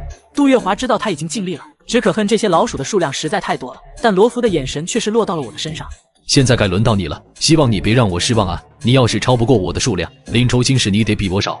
都什么时候了还酬金？老子要是死了，你他妈找谁要酬金去啊？叶先生，您是不是该出手了？没问题。话音一落，我随即用手凌空一划，一道符文竟凭空乍现。难道是凌空画符？莫非他是修法真人？突然，我面前的符文瞬间化成一道火龙，顷刻间将所有的老鼠全部屠戮殆尽。叶先生，关键时刻还得是你给力啊！不是我太给力，是姓罗的太垃圾了。记得待会儿给酬劳的时候给他我的1/1000就行。没问题。别啊，杜老大，那点钱还不够打发叫花子呢。就算给你1个亿，你也没命花了。众人循声看去，只见一个40左右的中年人缓缓走了出来，一看就不是华夏人，而是东南亚那一带的。你就是钟强？不错，杜月华，我们总舵主让我给你2条路选，一是加入洪门，护海的地下世界还是你的地盘，每年的收益分1半给洪门就行。拒绝加入，那我就送你下地狱，让整个护海地下世界变天。给你10分钟考虑时间，到时要是给不出答案，那我只能动手了。杜月华闻言没有回答，反而是不知名的笑了起来。要我加入洪门，想都不要想，更别想让我帮你们卖物资。一旦触及，朝廷不会饶我，百姓不会饶我，等待我的不仅是死刑，更会使我背负千古骂名。我的子子孙孙都将因我抬不起头做人。所以你别做这白日梦了。你们陈总舵主开出的2条路我都不会选，我有我的路，那就是杀光你们，还护海地下世界一片清净。说到这，杜月华大喝一声：“动手！”然而周围却是一片寂静。动手啊！都死了吗？杜月华回头望去，结果却是一道道陌生的身影出现在了面前。难道自己埋伏的人全都被灭了？看来你的路已经走不通了，还是选一下我们陈总舵主给的2条路吧。难道我杜月华今晚真要葬身于此了吗？有叶先生在，死的必将是他们。就在这时，金天豪突然小声说道。杜月华闻言则是身躯一震。对啊，自己还有2张王牌没用呢。罗大师，现在该你上场了。那个酬金，罗福知道这个时候该谈酬金了，否则100万他真不想卖命。1亿，1分都不少你。好嘞，有钱能使鬼推磨，在1亿酬金的动力下，罗福随即大摇大摆地走了上去。你们这群不知死活的东西，还敢给杜老大路选？问过我罗福同不同意了吗？你是个什么东西？你说什么？罗福顿时大怒，猛地一拳冲了出去。找死！钟强目光一凛，随即也一拳迎了上去。当2股重拳相撞，没想到竟是棋逢对手。没想到你也是内心圆满。不知过了多久，罗福却因体力不支，整个人瞬间被震飞了出去。杜老大，我刚才消耗太多体力，不然他必死。杜月华哪里还顾得上去听他的解释，当即将目光落到了我的身上。叶先生，请您出战。当钟强见是一个20多岁的小白脸出战时，突然忍不住大笑了起来。杜月华，看来你也是黔驴技穷，就这样的小白脸当鸭子还差不多。你既然叫来迎战，当我是富婆，见了小白脸就走不动路啊？你确实要走不动路了。怎么，你还要对我用美男计不成？却不曾想他的话刚一出口，就见我的手上竟凭空出现一把寒光凛冽的长刀。聚气成道，这特么的是化境宗师，快跑！想跑，门都没有。顷刻之间，全场死一般的寂静，所有人宛如雕像一般立在那，久久回不过神来。叶先生，自今日起，我杜月华愿意你马首是瞻，但有吩咐，绝无二话。此刻，除了罗浮以外的所有人，全都用着此生最恭敬的语气向我说道，而我只是淡淡的说了一个字：先。谢叶先生。只有罗浮还在震惊中没回过神来，我也懒得理他，径直离去。明明是帝都的顶级豪门，却为了活命不远千里来到一个年轻人面前，只为求得一线生机。李神医来了，你说的那个叶神医呢？这位就是叶神医，名叫叶辰。当王胜文看到是一个20几岁的年轻人时，心中则是泛起了嘀咕：要是连他都治不好王老，这世上恐怕没人能治好王老了。王胜文正想说什么，一个结结巴巴的声音却响起：胜文，让他试试吧。好的，爸。来到病床上的老王头面前，我随即掏出5颗元气丹。这是什么药？元气丹。元气丹没听过，你先吃1颗。王先生，你放心，这药没毒，我刚才吃过了。李继是知道王胜文担心这药有毒，所以是要叶辰以身试毒。我没看到不算，除非我亲眼见到没毒才行。王胜文一脸戒备，他怕李继是会不会被人收买了，特意来要他老爹的命。行，我可以吃给你看，不过丑话说在前头，元气丹的成本高得吓人，1丹1亿，你要我吃几颗我就吃几颗，但要是治好你老爹，我吃多少颗你得给我报销多少亿。什么？1丹1亿？纵使是帝都豪门也被这匪夷所思的价格给吓住了。这家伙特么的是想拿老子当杜莎吗？这单就黄豆大，1颗要1亿，当我们王家钱多，你想怎么坑就怎么坑嘛。爱要不要，反正1单就是1亿，花得起这钱我就治，花不起这钱就拉倒。我王家是有钱，可也由不得你这么坑，这价格我无法接受。那算了，就当我没来。说完我转身就走，反而病床上的老王头却开口道：你等一下，1单1亿，少1分免谈。治好我爸需要几颗？8颗。那你就给我吃2颗，要是没毒，我就让你治我爸。你要是能治好他，我王家会给你付这10亿药款。贵是贵了点，但要是能治好老爹，10亿倒也算不了什么。半个小时后，见自己好好的，王胜文这才放下警惕。等服下元气丹后，只见原本眼神涣散的老王头，双目猛然一怔，好似源源不断的力量注入到了身体内。才吃下丹药不到5分钟，瘫痪了10几年的老王竟然站起来了。好了，我终于好了，我王天化又恢复原有的实力了。此刻意味着王家倒了10几年的顶梁柱又重新屹立起来了。叶先生，你可真是个神医啊！太感谢你了，我都不知道该说什么好了。打钱10亿，10亿哪够？给叶神医打20亿，咱王家不缺钱，必须得重谢叶神医。我去，10亿我都心疼死了，你还给20亿，心可真够大的。不知道你瘫痪这10年来，咱们王家的资产缩水了多少吗？王胜文不满归不满，但也不敢违背老爹的意思。20亿对王家来说确实不算什么。老爷子，你的武道修为都还在吗？我能感觉到我的力量回到10年前化境大成的级别了。太好了，这10年来，咱们王家从帝都4大家族之首被排挤到了10大豪门之首了。现在您恢复实力，咱们要不了多久就能重回4大家族行列。必须的，谁敢阻止我王家崛起的脚步？先问我的拳头答不答应？可以啊，老王，看来还是很猛啊。一直想低调，但实力不允许，让叶先生受惊了。王某忏愧啊。老王，这波逼装的可以吗？怎么说话的？我家老爷子的实力在那摆着，怎么就装逼了？信不信他一个眼神能诛杀你？盛文，怎么跟叶先生说话的？要不是他治好了为父，为父能恢复实力吗？叶先生是行医的，不懂我们习武这行。有实力的人他就是低调不起来。按你们的话来说，确实算是装逼，但装逼也要有资本，不是？要是没资本，容易被打脸的。不知道我这样说，叶先生能否听得懂？那要不咱们试一招，看看你是不是真的无敌真寂寞？什么？你要跟我试一招？不是我吹牛，就叶先生这种凡夫俗子，我一掌能拍死100个。叶先生，说句难听点的，我怀疑你是乡下来的，根本不知道化境大成的宗师有多恐怖。就我家老爷子，10米之内杀你如杀鸡。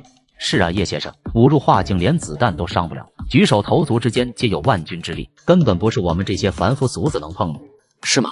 昨晚我刚秒杀了一个自称是半步化境的武者，但不知道这化境大成有多厉害，我是不是也能秒杀？所以想与老王试一招，我也好知道以后遇到化境武者是打还是跑。自己对武道没什么了解，所以不知道有宗师之称的武者有多厉害，想探探化境武者的大概实力。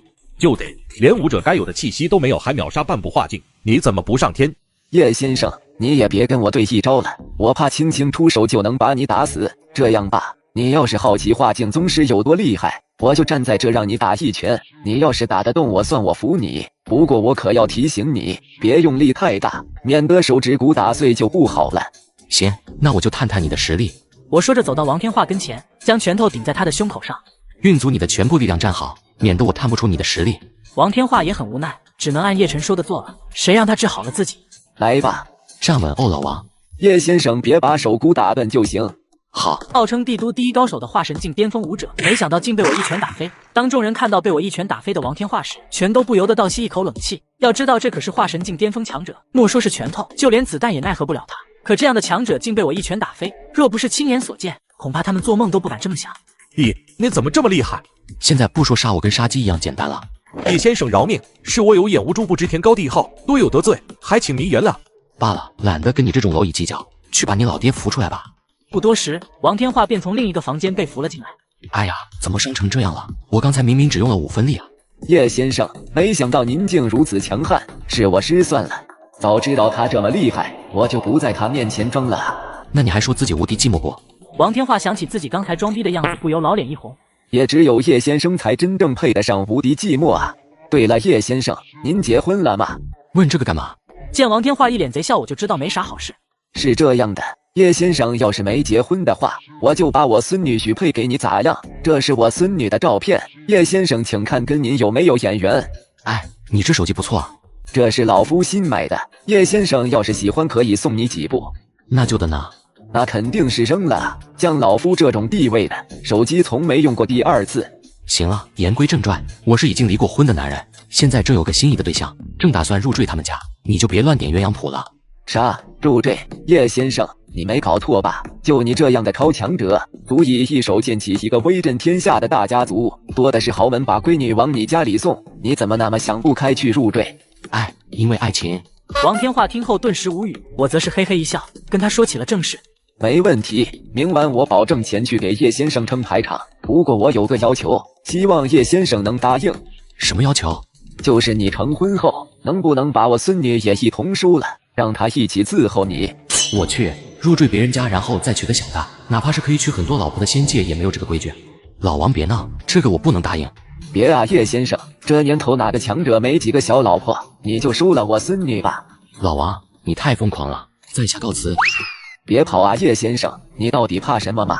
时间转眼来到第二天，这天正是秦家招婿之日。小陈，你真要去参加秦洛雪那丫头家的招婿吗？是啊，妈不喜欢雪儿吗？喜欢是喜欢，那丫头又高又漂亮，人也礼貌懂事，妈巴不得她能成为妈的儿媳妇，只是不想你入赘。妈怕你没钱没势入赘到这种豪门去，比在张家时更受欺负，所以妈还是希望你能跟可可发展发展，大不了给可可她爸30万礼金，我就不信她能不同意把可可嫁给你。妈，你就放心吧，雪儿不是张倩婷，我要是入赘她家，不会受欺负的。而且你和爸也不用担心叶家回去后，大不了我跟雪儿多生几个，拿个男孩随咱们姓不就行了。现在的女人都怕生小孩，还多生几个？你以为你入赘了，在这方面还有话语权啊？就算雪丫头同意跟你多生几个，给个男孩跟你姓，她家人也不会同意。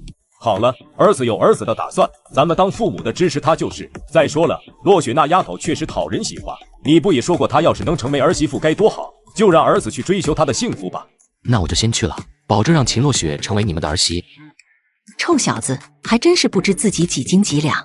当年我不顾老爷子反对，为了跟你在一起，不惜被赶出叶家。这20多年来，咱俩不也过得很幸福吗？小陈像我，甘于奋不顾身的去追求自己喜爱的女孩，咱们都是过来人了，祝福她就行。杨淑清听到这也没再说什么，只能低头无奈叹气一声。你真要去参加秦家的招婿？刚走下楼，没想到竟遇到在第1级医院里见过的林可可。是啊，还特意打扮了一番，精神不？你脸皮也是真够厚的，自己什么条件心里没数吗？也敢去秦家参加招婿，选不上不说，还得让人笑得抬不起头，你知道吗？不会的，等着我给你带个嫂子回来。不许去！可可，我都老大不小了，该结婚了，你别害我打光棍啊！哼，反正就是不许去，大不了我给你当老婆。秦洛雪，你想都不要想，他爷爷肯定不会让你成为他秦家女婿的。就算我想当你家女婿，你爸也不同意啊。夜叉门算你有自知之明。话音一落，就见林可可的父亲林坚强从家里走了出来。爸，给我闭嘴！再敢在外面乱说，看我不打断你的腿！我告诉你，林坚强，敢打可可一下，我保证也敢打你。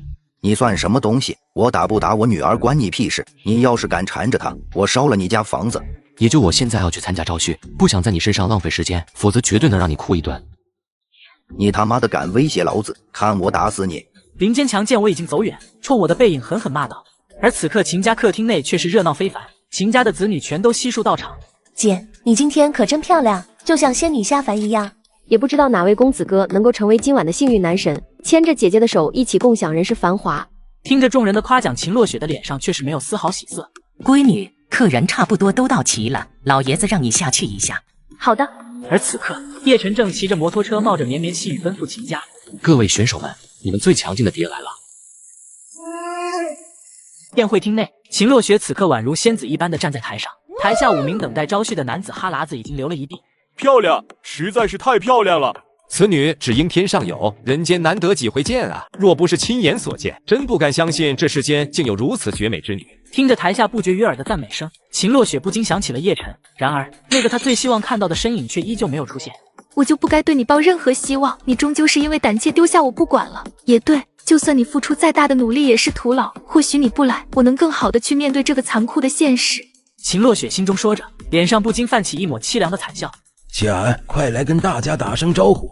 好。就在他正准备跟在场的人打招呼时，一个突兀的声音却突然响起。不好意思啊，路上有点堵车，没来晚吧？秦洛雪闻声望去，就见来人不是那个负心汉叶晨，还能是谁？你他妈竟然骑着电动车来参加招婿，我秦家的颜面要被你给丢尽了。好歹你让今天豪的劳斯莱斯送你来也行啊。这谁啊？送外卖的吗？怎么送外卖的人都跑秦家来了？看他手上拎的就是送菜的笼子，绝对是送外卖的无疑了。姐姐，听说现在送外卖的小哥哥颜值都很高，今日一见，果然是颜值高的吓人啊。洛西，他不是送外卖的，是有可能成为你姐夫中的一个。啊，他也是来参加雪儿姐姐招婿的选手吗？是啊，他叫叶晨，爷爷的病就是他治好的。秦老爷子，这个人是干嘛的？他叫叶晨，是江州本地近来兴起的一位名医，前不久治好了我好几年的顽疾。由于他也喜欢我家雪儿，替我治病前要求我同意他参加招婿，所以他跟你们5个一样，都是本次招婿的选手。此言一出，全场一片哗然。哥们，你太有意思了，知道有句话怎么说来着？叫做癞蛤蟆想吃天鹅肉，指的就是你这种人吧？另外4个选手见状也纷纷加入到了嘲讽我的队伍中。你也不掂量自己几斤几两，一个贫民区出来的臭穷三也配做我们的对手？告诉你，我1个月的零花钱都够你一辈子赚的了。你说你喜欢谁不好，非得喜欢秦洛雪小姐？就她这种白富美中的极品，是你这种开摩托的臭穷酸能惦记的吗？我劝你赶紧退出这场纷争，这是高手之间的巅峰对决，不是你这种臭穷酸能参加的，免得让你输的体无完肤。听着这些对叶晨的刺耳嘲讽声，秦洛雪被气得咬牙切齿。你们凭什么嘲讽叶晨？要不是为了秦家，你们都不配让我多看一眼。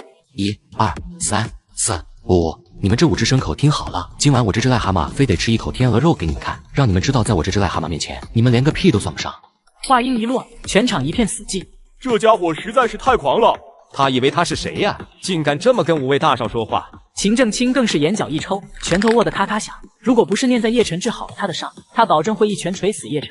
牛逼啊，我的姐夫敢当着爷爷的面狂喷5位大嫂，这胆量就1个字，和。好了好了，闹情，既然大家都到齐了，那就开始招婿吧。眼前这名男子名叫周磊，乃是江州市的秘书长，在整个江州那也算得上位高权重的人物。很快，6位参赛选手与7位评委便全部落座。1号选手朱有能，来自帝都10大豪门之一的朱家，是朱家掌舵人第3子朱洪茂先生的2儿子。朱家是有资产800多亿，帝都10大豪门中排名第5，可以说朱公子是本次招婿大赛的最具重量级选手。2号选手孔静文，来自沪海，父亲是沪海金融大鳄，手中持有股票超过1000亿，可以说是本次招婿大赛最多金的选手。3号选手黄文斌，帝都10大豪门排名第6的皇家小少爷，族中资产700多亿，可以说是相当的多金。4号选手刘灿，沪海地产大鳄家的3少爷，家里资产接近700亿，关键人还风流倜傥，英俊潇洒。5号选手唐耀文，来自帝都10大豪门排名第9的唐家，族中资产600亿。6号选手叶晨，不用我介绍了，你们应该都知道他的详细情况了。接下来将进行今晚招婿比赛的第1轮环节礼物大比拼。今天正好是秦家老爷子秦正清先生的68寿辰，每位参赛选手为秦老爷子送上一份大礼，评委将根据选手们所送礼物的意义进行打分。很快，6名选手的礼物便分别放到了评委桌前。只见其他5位选手的礼物全都异常精美，只有叶晨的是一个破盒子。这家伙是来搞笑的吗？拿这个送菜的笼子，他这是想干嘛？莫非是买不起古董，做了道菜来不成？哎，这种臭穷酸作为参赛选手，真可谓是一颗老鼠屎毁了一锅粥啊，严重影响比赛的气氛啊！不是跟你说没钱发卡号来，我给你打钱去买古董吗？怎么就拎这个破盒子来给爷爷当礼物？我这道菜可是多少钱也买不到的。秦若雪闻言顿时无语。这时1号选手朱有能开始向评委展示自己的礼物。这是一件乾隆年间的马绿翡翠弥勒佛像，重1000克，是5年前我父亲在港岛苏富比拍卖会上以8500万的价格拍下的，现在的市价在1亿左右。今天我就把它送给秦老爷子，祝愿秦老爷子在今后的日子里能像弥勒佛一样笑口常开，长寿健康。秦正清见识这等贵重的礼物，脸都快笑成菊花了。7位评委更是给出了62的高分。就这件礼物，你打工一辈子都买不起。又不是你赚钱买来的，牛气什么？抛开家族，就你这样的货色去打工都没人要，饿死街头的命。别羡慕嫉妒恨，谁让老子生在豪门？老子就是不敢活一天的零花钱也能砸死你。这是一件宋代的汝窑盘子，去年我父亲在法国佳士得拍卖会上以1500万欧元拍下的。祝愿秦老爷子就像这件汝窑一样永远年轻，长寿千年。9分，10分，10分，9分，9分，9分，9分。这次评委更是给出了总分65分的超高分数。孔少不愧是湖海金融大鳄之子，出手就是大方。你们加油！先用礼物分数给这穷酸绝对性的压制，让他都没心情进行下一轮的竞争而主动退赛。我已经没自信分数能高过朱少和孔少，但碾压这个穷酸，将他待会儿的分数狠狠地踩下脚下，我还是有十足的把握。这是一幅明朝江南4大才子之一唐伯虎的真迹，名叫《虎啸山林图》。2年前我跟我父亲在港岛苏富比拍卖会上以4000万拍下的，现在送给秦老爷子，祝秦老爷子虎虎生威，越活越年轻。这一次评委却是给出60分的总分。穷酸，这分数就问你怕不怕？估计都比你2轮加一起的分数都要多。趁没有轮到你送礼之前，赶紧拿着你那破玩意滚吧，免得待会儿打出7个0分，你都得无地自容。这可是你逼我打你脸啊！说罢，我手插胯都缓缓向评委台走去。这是一件现代高仿的赝品，比唐伯虎真迹。话音一落，全场全都像看傻子一般的看向了我。你他妈算什么东西啊？凭什么说老子的虎啸山林图是赝品？你一个贫民区的臭穷酸，懂什么叫古董？懂什么叫真迹吗？验神医，你的医术我都听说过了，但古董不是病人，不是你看一眼说是赝品就是赝品的，得有根据才行。而且我们10几个专家都鉴定过了，从画工等方面看，它就是唐伯虎的真迹。我当然得有根据。什么根据？把画给我，你很快就能知道是赝品的答案。却不曾想我的下一个动作惊呆了在场所有人。你他妈的疯了！这可是4000万的古董，你竟然给老子撕了，就是把你全家卖了都赔不起这张画。没想到就在下一秒，撕开的画纸缝隙中却缓缓飘出一张纸条。成本100块，谁买谁傻缺。大声一点，我没听见。谁是傻缺？秦家招婿会上，一众富二代见我是从农村来的，于是疯狂对我冷嘲热讽。因为在他们眼里，像我这种农村来的土狗，怎么配合他们竞争江州第一美女？没想到当2位贵客来到现场后，局势瞬间发生逆转。老爷子，有贵客到了。谁来了？今天好领着护海王杜月华来了。秦正清闻言，杜月华驾到，脸上满是震惊之色。要知道，杜月华在护海的势力非常恐怖。护海可以算是全华夏的经济中心，秦氏集团想要发展就必然绕不开它。下一秒，就见杜月华在金天豪的陪同下走进了宴会厅。杜先生，你怎么大驾光临寒舍了？真是蓬荜生辉啊！听说今晚是你的寿辰，我就让天豪陪我过来一趟，小小礼物不成敬意。杜先生，你客气了，秦某受不起啊！秦正清一副受宠若惊的样子，并不敢去接杜月华的礼物。秦老爷子就甭跟我大哥客气了，收下吧。这金天豪什么时候客气到管我叫秦老爷子的地步了？难道这其中有什么猫腻？叶晨，这护海王是不是给你撑场面来了？嘿嘿，你说呢？哼，你爱说不说。秦若雪小嘴一撅，一副生气的模样。但她能肯定的是，今天豪带杜月华来就是给叶晨撑场面的。秦小姐，你是不是搞错了？护海王身份显贵，怎么可能会给这臭穷酸撑场面？小孔啊，我劝你还是改口叫我爷爷吧。不瞒你说，我跟老杜是哥们，他要是听到你叫我臭穷酸，你恐怕下场会非常难看。嗨嗨嗨，就你这个臭穷酸，给杜爷提鞋的资格都没有，还跟杜爷是哥们？你以为我是3岁小孩，是你想吓唬就能吓唬住的？实话跟你说，我跟杜少可是朋友，从未听他提起过杜爷有你这么年轻的哥们。那你可以去问问他认不认识我。孔静文闻言开始扫视宴会厅，正好杜月华的儿子杜景浩也在看向这边。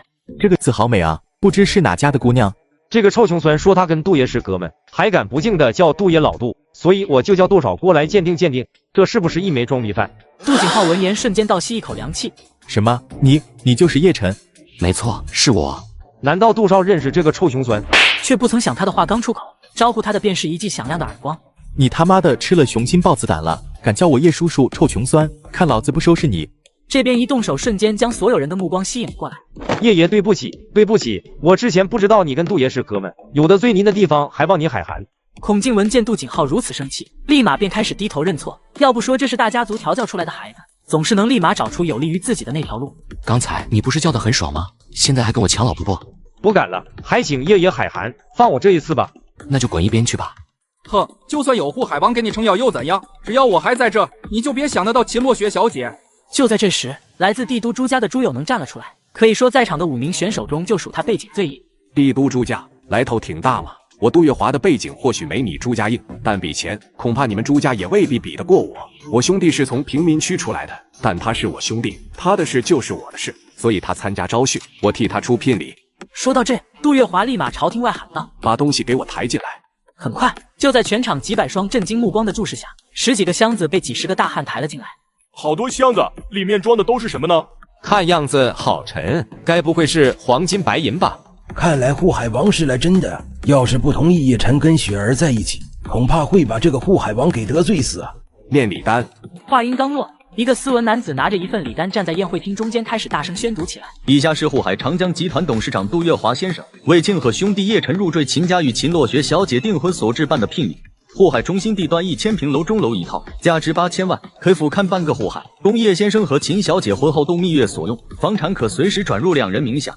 兰博基尼毒药1辆，价值5200万，供叶先生和秦小姐蜜月时兜风所用，也可随时转入2人名下。黄金1314斤，祝愿叶先生与秦小姐一生一世永不分离。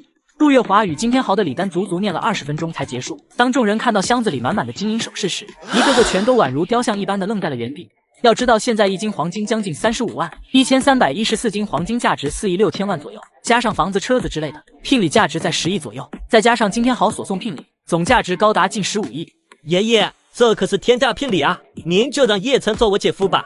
我姐那么漂亮，叶晨也很帅，他俩才是天造地设的一对啊！不错，秦洛云此刻正是盯上了那辆兰博基尼毒药，他坚信凭叶晨的大方，肯定会把毒药赏给他开出去装一波的。原来你是我叶叔叔的小舅子，留个电话，去护海玩的时候给我通个话，我带你玩遍护海，让你尝遍各国美女。真的吗？求之不得，求之不得！他可是听说过杜景浩的各种光荣事迹，在护海，杜景浩可是有着夜场王子的美称，身边可谓是美女如云。这些聘礼估计也就15个亿左右，我朱家又不是拿不出来，你姐夫是我还是他还有未可知呢。怎么，你不服？既然我来参加这次招训，那我就必须要成为秦洛雪小姐的老公。就你这种三流选手，我朱有能根本不放眼里。只要把我招为秦家的上门女婿，我立马让我朱家倒贴30亿聘礼给秦家。要知道，在这1亩3分地上，还没有人敢挑战护海王的权威。没想到，就在今天，却被人狠狠打了脸。就在整个场面陷入窘态时，一个突兀的声音却响了起来：“老爷子，又有贵客来了，而且这回的贵客来头太大了。”说是从帝都来的。当我带着15亿聘礼准备迎娶秦洛雪时，没想到竟被一个来自帝都豪门的大少爷想以30亿聘礼的价格强行抢走我的女人。就在秦家老爷子准备宣布比赛结果时，一位帝都大人物却悄然来到了现场。哼呐，这不是瘫痪了10几年的王老吗？他怎么好了？此刻朱有能宛如见到自己亲爹一般的连忙上前问好。原来是你小子啊！怎么地上这一箱箱的金银首饰是你给秦家下的聘礼吗？不是我，这些都是护海王杜月华帮这个臭穷三下的聘礼。王天化顺着目光看过去，当即浑身一颤。你说你刚才叫他什么？王老，您可能有所不知，这个人是个贫民区出来的臭穷酸，也没钱下聘礼。你给我闭嘴！此刻所有人全都被这一声清脆的巴掌声惊得一脸呆滞。这个王老什么来头？怎么敢明目张胆打出手？莫非他是曾经的帝都4大家族之首，如今帝都10大豪门之首的王家家主？秦正清当即打了个寒战，他万万没想到叶晨竟会有一张如此大的底牌。难道真是老夫我看走了眼？这小子竟是条真龙！叶先生，实在不好意思，路上堵车了。你喜欢的丫头没被别人抢走吧？差点被抢走了，不过他爷爷已经选了那个胖子为上门女婿了。什么？王天化此刻脸上全是不敢置信之色，不过随即却换上了一张笑脸。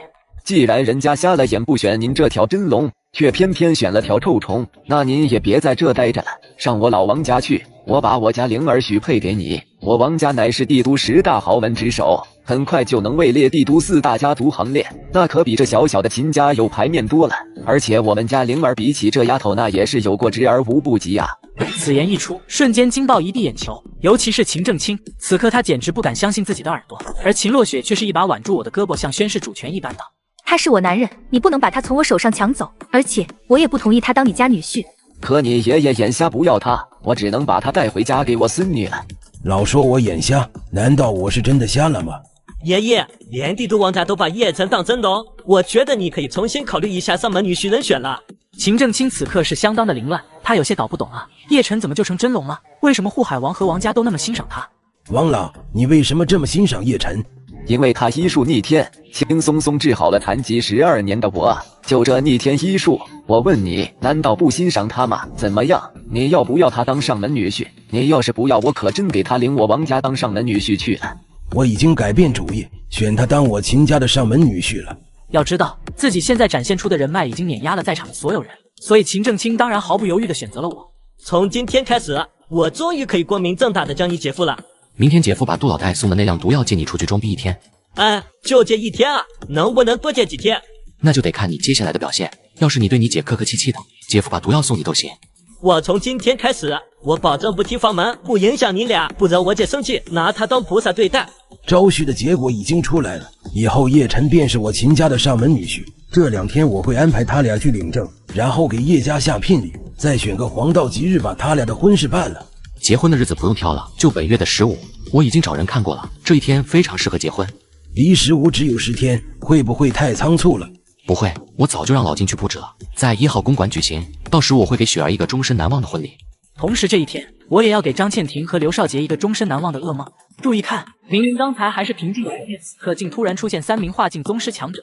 龙腾四海，鸿福齐天，哈哈，有3位宗师前来助我，何愁今天好不死，秦家不灭啊？你就是魏泰？没错，不知3位宗师怎么称呼？我叫中原，这俩是我师弟梅浪、黄德龙。莫非3位阁下是洪门东南亚分舵多管大宗师洪天启大师的弟子？正是。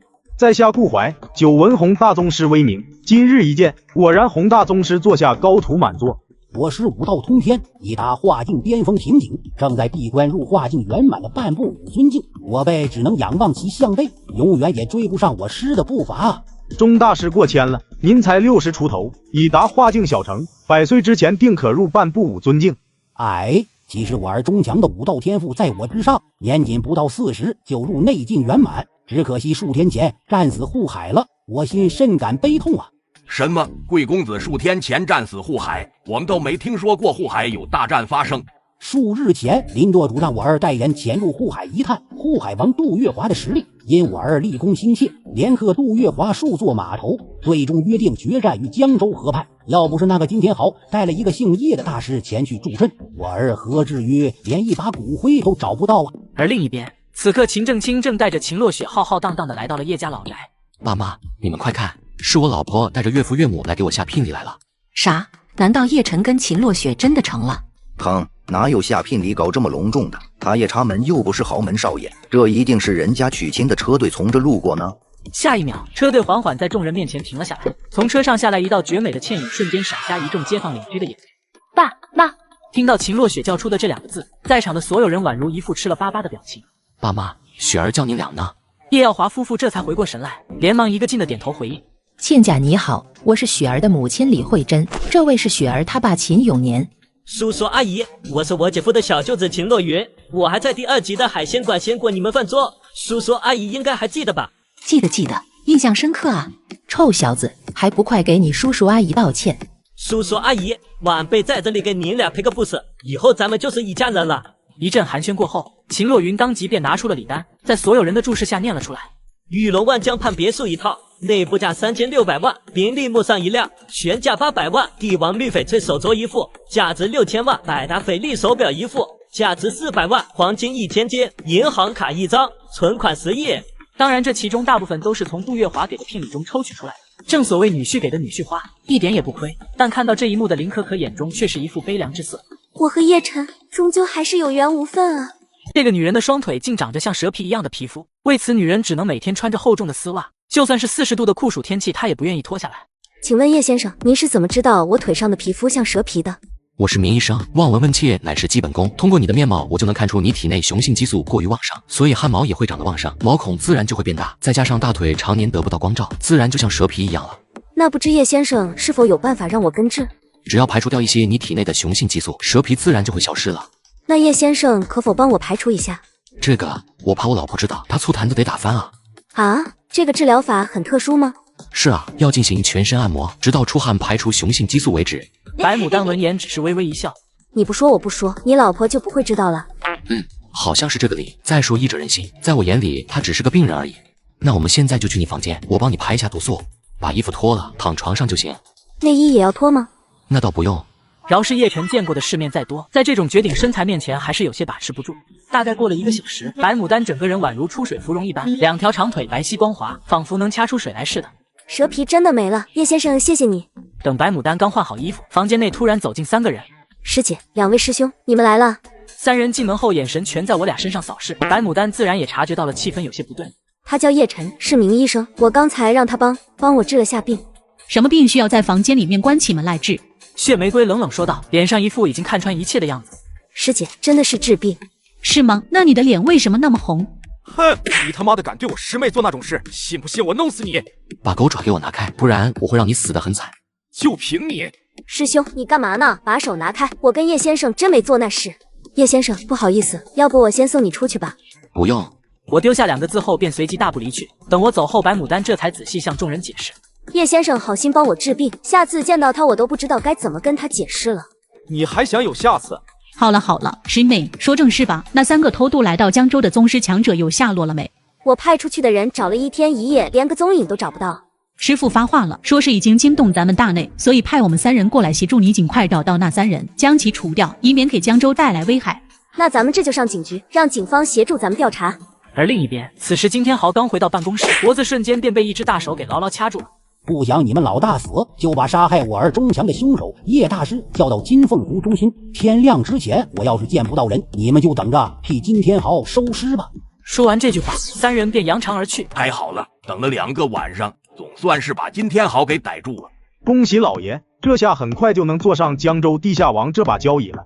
这位子不好坐啊，特别是成了洪门的傀儡，替洪门做事，整不好得掉脑袋的。等老爷借洪门的手灭了秦家，将秦家的所有产业吞并，到时找个可靠的人接替江州地下王的位置，您不就可以退隐幕后，让别人去担这份风险了？可以啊，老顾，连后路都给我想好了。那还不是跟老爷久了，也学会一点老爷的手段了。这都2天过去了，还没有那3人的下落，师父都打电话问过2次了，真是急死人了。会不会是那3人并非危险人物，只是从海外偷渡回来的华人武者？不可能，那3人能踏水而行，实力与咱们4人不相上下。这样的华人愿意回国多的是方法，完全没必要选择偷渡。所以我推断，他们3人绝对带着任务或者寻仇来的。恰在此时，血玫瑰的手机响起。沈梦，那3人绑了金天豪，点名要找不知名的叶大师报仇，还要金天豪手下的骨干全去金凤湖中心见他。我知道了。小师妹，你在江州待了3年，可知这个叶大师是何许人也？我只听说过叶先生，没听过叶大师，就是昨天帮我治病的那个。难道小师妹还对那家伙念念不忘？先不管那叶大师是谁了，我们抓紧去金凤湖。爷爷，是不是出什么事了？金天豪被绑，江州恐将大乱啊！什么？金叔叔被绑？什么时候的事啊？差不多20分钟前。据目击者称，这3名高手能踏风飞行数十米，不费吹灰之力就干掉了10几名枪手。金天豪更是连还手的机会都没有。很显然，这3人的武道修为已经达到化境级别了。3个都是化境，那金叔叔不是命悬一线了？据说是一个叫叶大师的人杀了其中一个高手的儿子，而那叶大师与金天豪熟络，要用金天豪引那叶大师去金凤湖中心，还要金天豪手下的骨干都去。我想他们除了报仇，主要目的估计是吞并江州地下世界，否则没理由把金天豪手上的骨干都叫去。这个叶大师是谁？该不会是我姐夫吧？秦若雪闻言也泛起了嘀咕，毕竟江州本来姓叶的人就少。警局给我打电话说那3人是从东南亚偷渡进来的，很显然他们的儿子也在东南亚，难不成叶晨能跑去东南亚杀人？对了姐，我姐夫呢？他应该还不知道他兄弟被绑了吧？你姐夫刚出去不久，说是有个病人快要不行了，李老叫他过去帮忙医治。爷爷，您有李老的电话，打个电话问问李老，叶晨是不是去药堂了？秦正清当然能看出秦若雪的担心，当即便拨通了李技师的电话，得到的回复是叶晨正在药堂。秦若雪悬着的心这才放下来。走，咱们也去金凤湖瞧个热闹。而今晚的金凤湖则是异常热闹，然而不远处的酒店房间内，却有几人正拿着望远镜观察着湖中动态。今天好啊，今天好！你打我一巴掌时，是不是没有想到你也会有今天？魏少，我突然发现你好像有毒。金天豪要是不打你，就不会跟你爸闹僵，他就不会接近秦家，也就不会落得现在这个下场。等灭了金天豪，我爸就要对秦家下手，下一个就是秦洛雪，还有那个臭穷酸。总之，得罪本少的人没一个会有好下场。